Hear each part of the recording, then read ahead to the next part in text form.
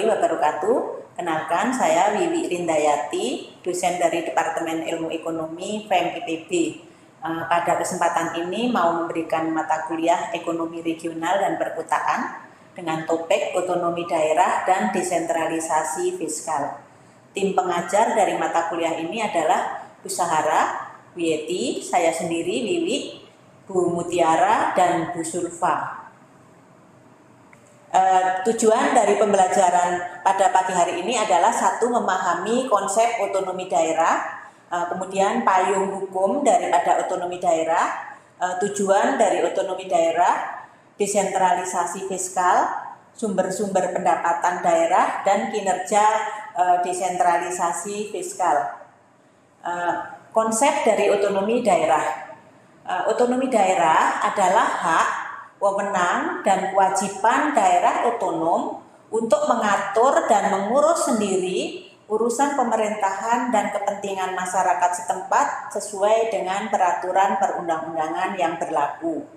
Sedangkan desentralisasi adalah penyerahan kekuasaan pemerintahan oleh pemerintah pusat kepada daerah otonom berdasarkan asas otonomi. Dengan adanya desentralisasi, maka muncul otonomi bagi suatu pemerintahan daerah. Payung hukum dari otonomi daerah ini adalah pertama menceritakan hubungan pemerintah pusat dan pemerintah daerah ya. Pertama pada periode Orde Baru, yaitu pada periode Orde Baru itu didasarkan oleh Undang-Undang Nomor 5 Tahun 74. Ini merupakan undang-undang yang penjabaran daripada Undang-Undang Dasar 45 Pasal 18 Ayat 2, yaitu pemerintah daerah provinsi, daerah kabupaten, dan kota mengatur mengurus sendiri urusan pemerintahan menurut asas otonomi dan tugas bantuan. Dari sini prakteknya ini adalah lebih ke sistem sentralisasi ya. Jadi walaupun di sini undang-undangnya udah ada otonomi ya, tapi masih sentralisasi, dan ini berlaku pada masa Orba ya. Jadi pada masa Orba ini kekuasaan lebih berat di eksekutif. Kemudian di setiap daerah provinsi ya biasanya ya, ini ada perwakilan ya dari pemerintah pusat, yaitu sebagai kantor wilayah ya. Kantor wilayah ini merupakan perwakilan daripada pemerintah pusat. Jadi pada masa Orba ini masih sentralistik. Kemudian pada periode reformasi tahun 98 muncullah tuntutan-tuntutan ya, terutama pada daerah-daerah yang kaya sumber daya alam untuk mengajukan sebagai daerah otonom ya. Dari tuntutan-tuntutan tersebut maka dicetuskan pada tahun 2001 yaitu otonomi daerah ya. Otonomi daerah ini payung hukumnya diatur pada Undang-Undang Nomor 22 Tahun 99 tentang pemerintah daerah dan Undang-Undang Nomor 25 Tahun 99 tentang perimbangan keuangan antara pemerintah pusat dan daerah ya. Jadi di sini pada masa ini kekuasaan berat di legislatif.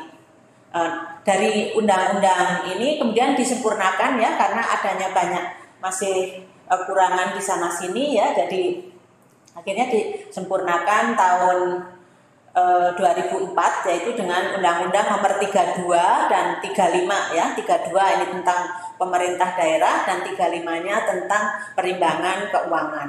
Pada undang-undang yang baru ini udah terjadi keseimbangan ya antara eksekutif dan legislatif, dan sampai sekarang berlanjut ya, ini masih berkembang terus penyempurnaan ya dari undang-undang otonomi daerah ini, baik undang-undang pemerintah daerah maupun perimbangan keuangannya ya. Jadi ini melakukan penyempurnaan untuk mendapatkan formula desentralisasi yang optimal ya, yang memberikan kewenangan dan pusat dan daerah yang seimbang. Adapun tujuan otonomi daerah sendiri yaitu pertama adalah untuk mengembangkan kehidupan demokrasi ya. Jadi dengan otonomi daerah diharapkan kehidupan demokrasi lebih berkembang. Kemudian pemerataan dan keadilan dengan otonomi daerah ini diharapkan lebih terjadi pemerataan di semua daerah ya. karena semua didaerahkan sehingga daerah tadi, pemerintah daerah lebih tahu kondisi masalah permasalahannya ya, sehingga akan menjadi lebih merata ya. Kemudian mendorong pemberdayaan masyarakat. Dengan otonomi daerah, masyarakat lebih berdaya diharapkan ya, meningkatkan peran serta masyarakat. Jadi dengan otonomi daerah ini masyarakat diharapkan lebih berperan di dalam pembangunan, baik di dalam perencanaan maupun sampai pelaksanaannya. Kemudian meningkatkan pelayanan publik yang lebih baik ya, karena dengan belanja tadi yang dilakukan di daerah ya, sehingga pelayanan publik di sini lebih mengakomodir kebutuhan masyarakat. Mengembangkan potensi dan keanekaragaman daerah, karena Indonesia ini beragam ya, jadi tidak sama, beda dengan sentralistik ya, dengan otonomi ini, sehingga potensi-potensi yang ada di daerah bisa dikembangkan, keanekaragaman bisa diperkaya sesuai dengan potensi masing-masing. Nah, kemudian penghormatan terhadap budaya lokal ya. Selanjutnya meningkatkan fungsi dan peran DPRD, dan yang terakhir adalah memobilisasi pembangunan di daerah. Konsep dari desentralisasi ini sebetulnya ada 3 desentralisasi ya, yaitu desentralisasi politik, desentralisasi administrasi, dan desentralisasi fiskal. Desentralisasi politik ini adalah pelimpahan kewenangan yang lebih besar kepada daerah yang menyangkut aspek pengambilan keputusan, termasuk penetapan standar dan berbagai peraturan ya. Jadi desentralisasi politik ini ditandai ya dengan adanya pemilihan presiden langsung ya, pemilihan kepala daerah secara langsung. Itu salah satu dari implementasi desentralisasi politik. Kemudian desentralisasi administrasi ini adalah pelimpahan kewenangan, tanggung jawab, dan sumber daya antar berbagai tingkat pemerintahan. Jadi di sini lebih ke administrasinya. Dan yang terakhir adalah desentralisasi fiskal, yaitu pemberian kewenangan kepada daerah untuk menggali sumber-sumber pendapatan, hak untuk menerima transfer dari pemerintahan yang lebih tinggi, dan menentukan belanja rutin dan investasi. Jadi intinya sebetulnya ada di desentralisasi fiskal ini ya. Jadi politik juga penting, administrasi penting, tetapi untuk ekonomi ya biasanya keuangan inilah yang sangat penting ya, karena ujung-ujungnya uang ya. Jadi makanya dengan ada uang ini sangat penting. Jadi dengan desentralisasi fiskal ini daerah diberikan kewenangan ya untuk menggali sumber-sumber pendapatan dari sisi penerimaan ya. Kemudian daerah mempunyai hak untuk menerima transfer tadi ya dari pemerintahan yang lebih tinggi, yaitu pemerintah pusat maupun pemerintah provinsi. Kemudian menentukan belanja ya. Jadi di sini intinya. Jadi diberikan kebebasan untuk menentukan belanjanya. Beda dengan waktu sentralisasi. Sentralisasi di sini semua perencanaan adalah dari pusat ya. Ada masa otonomi daerah, ini daerah diberikan kewenangan untuk belanja. Jadi kayak kertas putih, diberikan kertas putih ya, kebebasan untuk sesuai dengan potensi masing-masing. Karena memang daerah kan potensinya beda-beda, keinginannya beda-beda. Makanya kalau perencanaan sama ini akan nggak efektif ya. Nah kemudian tadi dari 3 tadi ya, dari desentralisasi politik, administrasi, dan fiskal tadi, ketiga desentralisasi ini sebetulnya saling berkaitan ya. Jadi adanya politik tadi akhirnya ya muncul fiskal tadi, keuangan kan ada karena adanya politik ya. Kemudian politik juga butuh fiskal, kalau nggak ada uang juga nggak mau kan jadi gubernur, kalau nggak ada uang juga nggak jalan. Kemudian administrasi juga pendukungnya kan ya. Jadi di sini ketiga desentralisasi ini saling berkaitan, merupakan prasyarat ya untuk mencapai tujuan daripada desentralisasi. Dan tujuan akhirnya itu adalah sebetulnya kesejahteraan rakyat ya. Dan rakyat di sini adalah seluruh NKRI. Jadi di sini desentralisasi ini beda dengan negara federal ya. Jadi kalau desentralisasi ini nggak boleh mengklaim ingin mengembangkan daerah-daerahnya. Jadi keegoan daerah ini tidak boleh. Jadi hak akhirnya ini adalah NKRI ya. Jadi ini yang perlu dibedakan ya, desentralisasi dengan federal, negara federal ya. Jadi Di sini politik tadi lebih dititik beratkan pada demokratisasi dan partisipasi rakyat. Kemudian administrasi ini merupakan instrumen pelayanan kepada masyarakat, dan fiskal ini mewujudkan pelaksanaan desentralisasi politik dan administrasi melalui pemberian kewenangan di bidang keuangan. Ya, keuangan ini sangat penting ya untuk berjalannya kegiatan. Ya, yaitu kegiatan desentralisasi politik dan administrasi, karena semua perencanaan, semua di administrasi dan politik tadi ini ujung-ujungnya adalah keuangan ya sebagai motornya ya. Nah, tujuan dari desentralisasi fiskal ini adalah meningkatkan alokasi nasional dan efisiensi operasional Pemda ya. Jadi dengan adanya fiskal yang sudah desentralisasi tadi, sehingga kebutuhan daerah masing-masing ini kan bisa dipecahkan di daerahnya masing-masing ya, sehingga alokasi secara nasional. Jadi di sini titik beratnya, walaupun fiskal daerah ya, tapi tujuannya adalah alokasi nasional ya, jadi secara nasionalannya ya, dan di sini diharapkan terjadi efisiensi operasional Pemda. Nah, kemudian yang kedua, memenuhi aspirasi daerah, memperbaiki struktur fiskal secara keseluruhan dan memobilisasi pendapatan daerah dan nasional ya. Jadi di sini aspirasi daerah tadi bisa tersalurkan ya, karena Indonesia ini kan beragam, ada berapa provinsi, 34 provinsi, dan dengan sumber daya alam yang beda-beda ya. Jadi kalau kita bayangkan, bedakan dengan di Eropa aja misalnya ya, Belanda itu kayak satu provinsi aja, Indonesia dengan keberagamannya ini ya. Nah, makanya dengan desentralisasi ini aspirasi daerah tadi bisa ini, kebutuhan daerah ini bisa disalurkan, karena pemimpinnya kan ada di daerah. Daerah tadi lebih tahu apa yang menjadi kebutuhan dan apa yang menjadi potensinya ya. Nah, kemudian tujuan yang ketiga ini meningkatkan akuntabilitas, transparansi, dan mengembangkan partisipasi konstituen dalam pengambilan keputusan di tingkat daerah. Jadi dengan adanya desentralisasi ya, jadi tiap daerah tadi akuntabilitasnya jadi lebih baik ya. Kemudian mengurangi kesenjangan fiskal antar Pemda, memastikan pelaksanaan pelayanan dasar masyarakat di seluruh Indonesia, dan mempromosikan sasaran-sasaran efisiensi pemerintah. Jadi di sini ya, mengurangi kesenjangan ini maksudnya kan beda-beda provinsi tadi ya.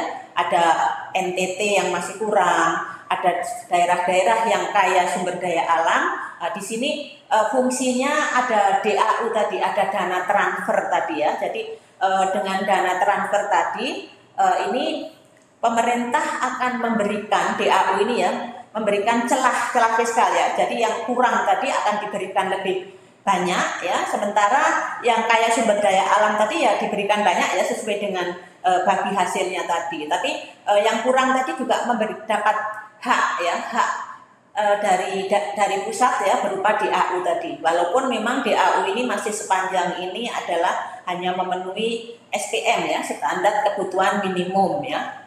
Itu. Kemudian jadi tujuan dari desentralisasi ini adalah memperbaiki kesejahteraan seluruh rakyat ya. Jadi dari tadi yang senjang tadi ya, misalnya yang kurang tadi kan berarti dia akan memperoleh DAU lebih banyak. Jadi fungsi DAU ini adalah untuk ini kesenjangan ya, kesenjangan antar wilayah tadi ya. Jadi DAU itu sebagai celah fiskal. Jadi bisa beda dengan federal ya. Kalau federal berarti kan memang sudah dari awal masing-masing. Kalau di sini tujuan akhirnya adalah NKRI ya. Jadi Negara Republik Indonesia.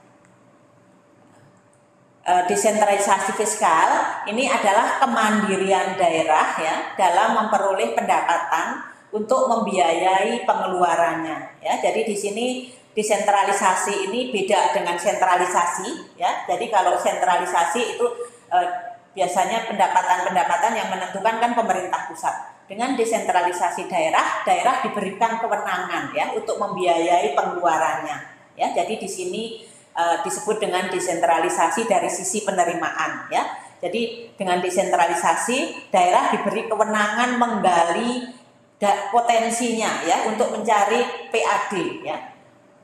Kemudian kemandirian daerah dalam memutuskan pengeluaran ya. Jadi tadi selain dari penerimaan, di sini juga pengeluarannya, belanjanya ya. Jadi di sini daerah diberikan keleluasaan di dalam melakukan belanja pembangunan ya. Jadi kalau sentralisasi itu semua dari pemerintah pusat, dengan adanya desentralisasi ini pemerintah daerah diberikan keleluasaan untuk belanjanya sesuai dengan kebutuhan masing-masing daerah, sesuai dengan prioritas apa yang ingin diharapkan dari daerahnya masing-masing, yaitu dengan DAU yang berupa blok grant ya. Jadi di situ kayak kertas putih ya, sehingga daerah diberikan keleluasaan walaupun memang jumlahnya terbatas ya, masih terbatas.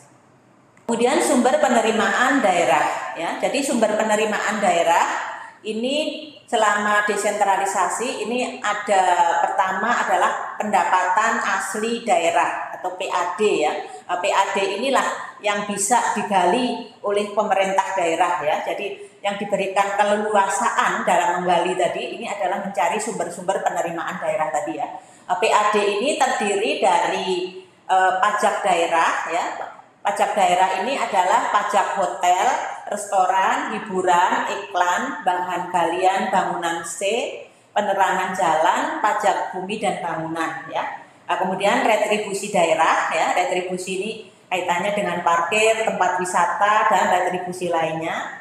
Kemudian ada laba BUMD ya, jadi laba BUMD ini PDAM, Pasar Jaya, Bank Daerah atau transportasi daerah dan sejenisnya ya.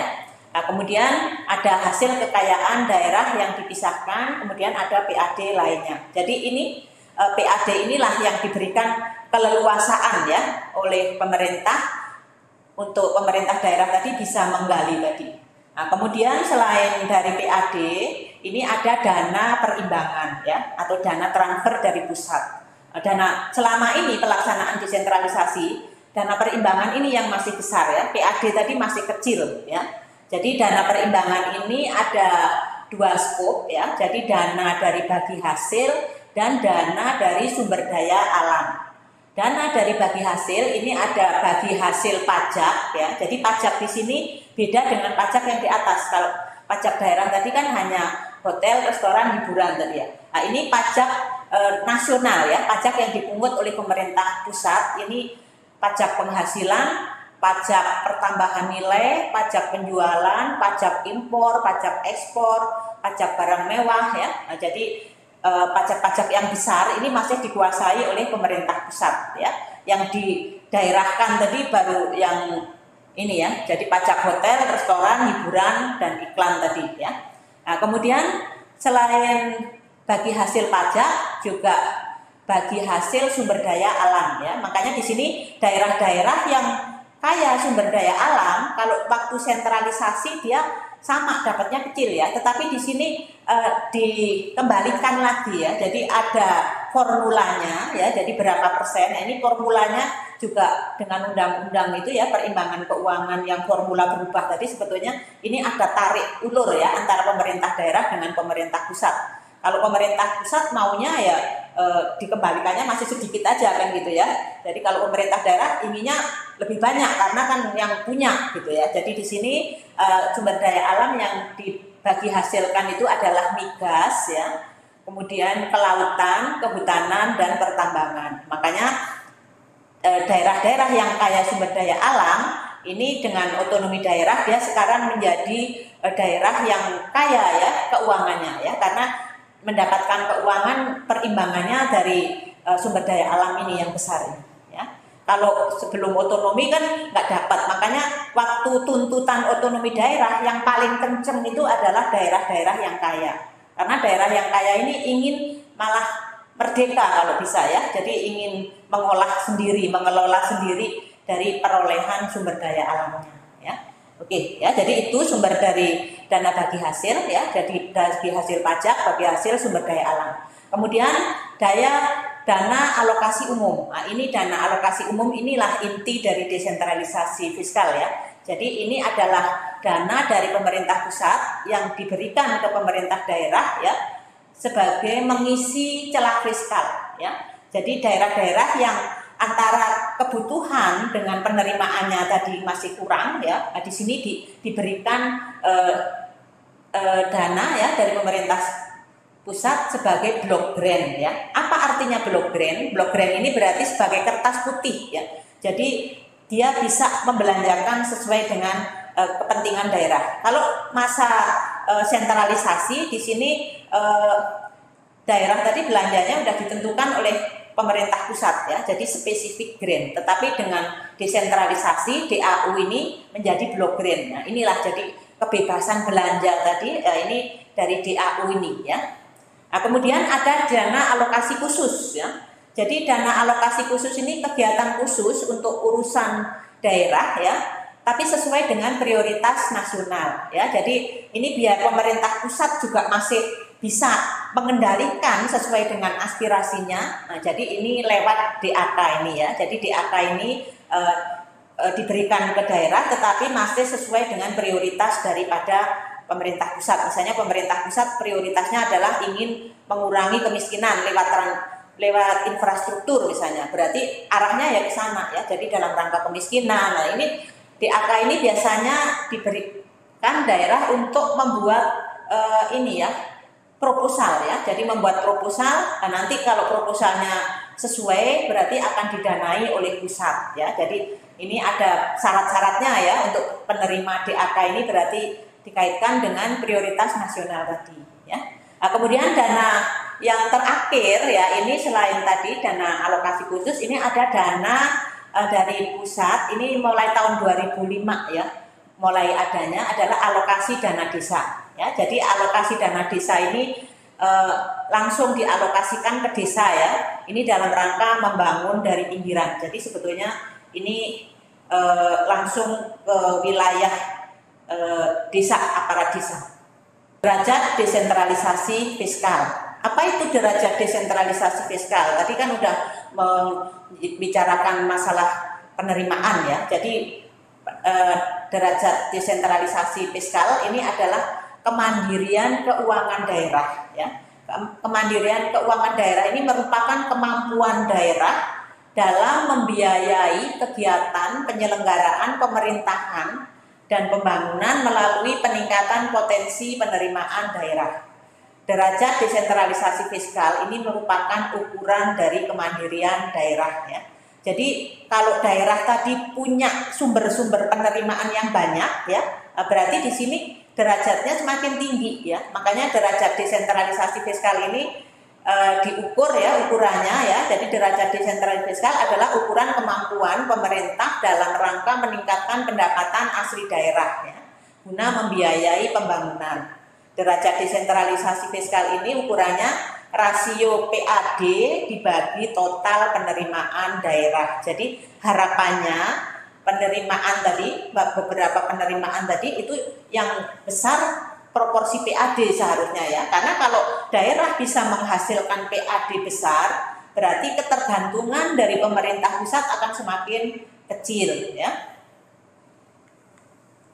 Nah, kemudian tadi selain ada pengeluaran daerah ya, di sini kemudian dibelanjakan ya, apa yang sudah ada tadi, belanja pemerintah ya tadi.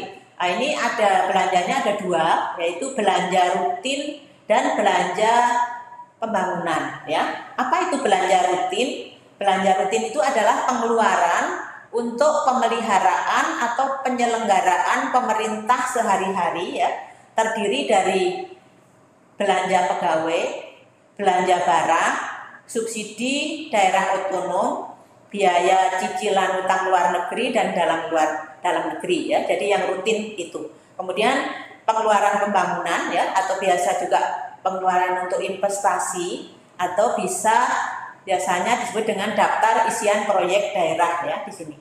Ini pengeluaran untuk membiayai proyek-proyek pembangunan atau modal masyarakat dalam bentuk pembangunan fisik dan non fisik ya.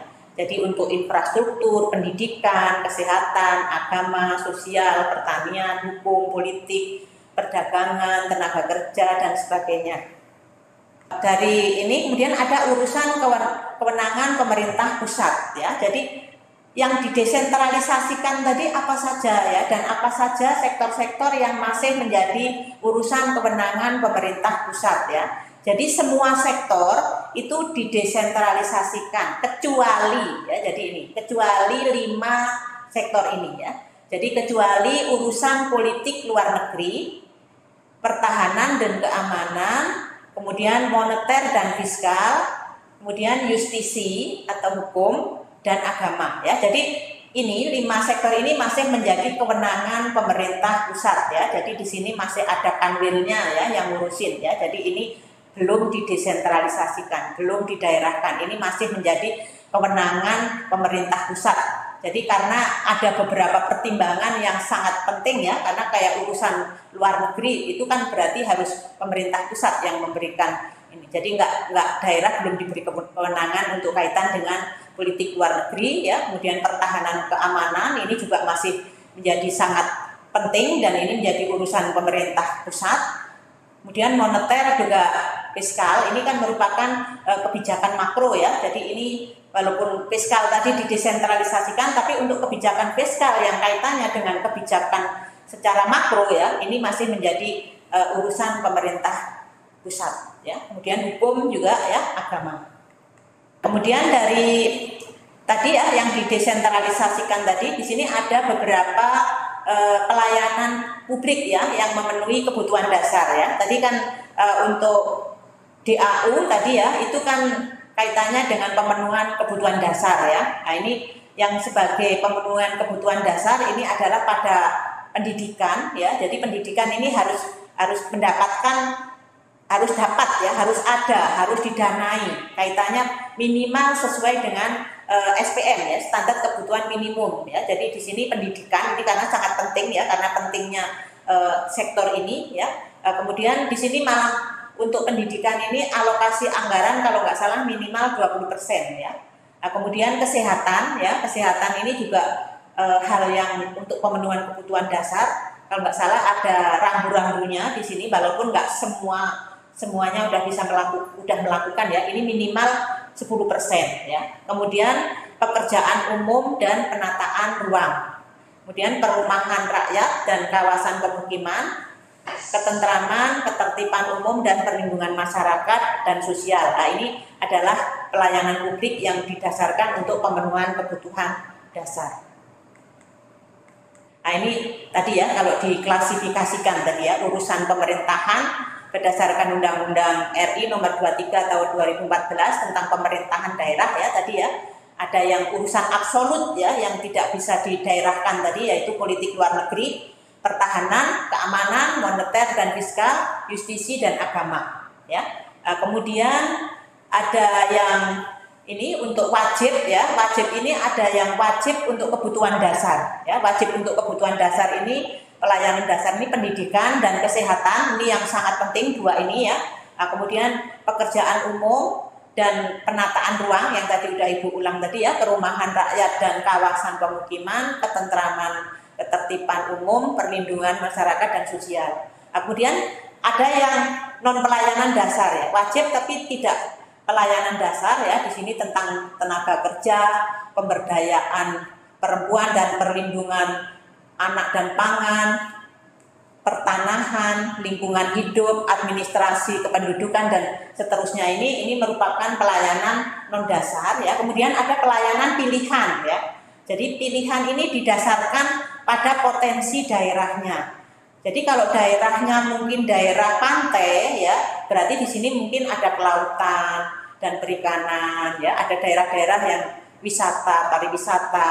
Tapi ada juga daerah yang tidak pertanian, misalnya Jakarta kan pertanian nggak ada ya, jadi pertanian itu juga menjadi pilihan ya. Kemudian ada daerah yang ada hutannya, berarti kehutanan ini sebagai pilihan, energi dan sumber daya mineral, perdagangan, perindustrian dan transmigrasi ya. Nah, ini pilihan-pilihan biasanya didasarkan pada kondisi potensi daerah ya. Nah, tadi yang wajib tadi, wajib sebagai kebutuhan dasar dan wajib yang tidak kebutuhan dasar. Nah, kemudian ukuran ya, ukuran daripada kinerja desentralisasi tadi. Tadi kan ukuran kemampuan daerah ya, tadi ukuran dari penerimaan ya, ukuran dari penerimaan tadi kan derajat desentralisasi tadi ya, ukurannya kemandirian keuangan tadi, yaitu rasio PAD dibagi total penerimaan daerah atau rasio PAD ditambah bagi hasil ya, karena bagi hasil tadi kan juga ini ya, potensi daerah yang dikembalikan ke daerahnya ya dengan bagi hasil, sehingga di sini juga merupakan ukuran potensi ya, ukuran kemandirian daerah. Jadi ukuran kemandirian daerah ini tidak melulu PAD per total penerimaan daerah, tetapi juga rasio PAD ditambah bagi hasil ya, terutama untuk daerah-daerah yang punya sumber daya alam atau dan pajak tadi ya, dibagi total penerimaan. Kemudian ukuran dari sisi pengeluaran ya, dari sisi belanja. Nah, ini biasanya kaitannya dengan kualitas ya. Jadi karena tadi kan dengan desentralisasi tadi kan diberikan kewenangan ya, jadi diberikan kertas putih tadi DAU-nya, block grant, untuk membelanjakan sesuai dengan kemampuannya tadi. Nah, sehingga di sini kadang-kadang belanjanya tadi kebablasan ya, jadi istilahnya karena bebas tadi ya, jadi daerah itu membelanjakan sesuai seenak-enaknya tadi, antara untuk rutin sama untuk pembangunan tadi ya. Makanya di sini ada ukuran-ukuran bagaimana kualitas belanjanya ya. Jadi kualitas belanjanya itu mungkin harus didasarkan prioritas, jadi harus berdasarkan yang prioritas dulu, yang penting-penting dulu diutamakan ya. Kemudian proporsi ya, jangan sampai proporsi terbanyak malah justru dibuat rutin, misalnya untuk kesejahteraan kepala daerah misalnya ya, untuk perumahan dan sebagainya ya. Jadi harus ada proporsi yang sesuai dengan perencanaan ya. Kemudian ketepatan waktu ya, karena itu kan kebutuhan itu harus disesuaikan waktu, jangan sampai justru di akhir baru dibelanjakan semua di akhir tahun. Jadi sesuai dengan kebutuhan masing-masing daerah, sesuai dengan perencanaan di waktunya itu. Jadi ini ukuran yang ini juga ketepatan waktu ya. Kemudian yang tidak kalah penting lagi adalah ukurannya kaitannya dengan transparansi dan akuntabilitas ya. Jadi apa yang dibelanjakan ini harus sesuai dengan transparansi ya. Jadi semua bisa dilihat ya sesuai dengan kondisi yang sebenarnya. Oke, saya kira perkuliahan hari ini cukup sampai di sini. Terima kasih. Assalamualaikum warahmatullahi wabarakatuh.